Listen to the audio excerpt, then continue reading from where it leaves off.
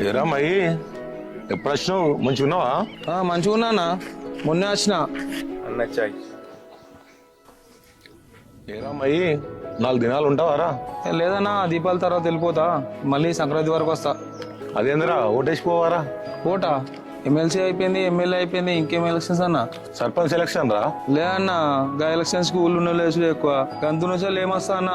అరే మయి నువ్వే చదువుకున్నావు, ఇట్లా అంటే ఎట్లరా? ఒక గ్రామానికి సర్పంచ్ ఎంత అవసరం నీకు తెలియదా? తెలుసన్నా, కానీ సర్పంచ్ ఎలక్షన్స్ లేవాడు తీయరు కదా అన్న, తిరిగి నవ్వుతారు.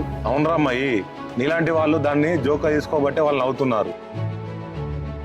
అరే మయి ఒకటి గుర్తుపెట్టుకో, ఒక మనిషి ఎదుగుదల వాడు చేసే పని వల్ల వస్తుందేమో, కానీ ఒక ఊరు ఎదుగుదల మాత్రం ఆ ఊళ్ళో మనుషులందరి ఆలోచన వల్లనే వస్తుంది. అరే నువ్వు ఓటు వేయకపోతే ఊళ్ళో మంచి రోడ్డు కావాలని అడిగాకు ఎలా ఉంటుందిరా? నువ్వు ఈ ఊళ్ళో ఉండకపోవచ్చు, కానీ ఈ ఊరు నీదిరా.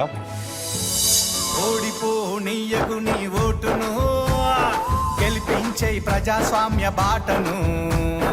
గట్టిగా ఓ నీయకు నీ ఓటును, పోదాం పద పోలింగు బూతుకు.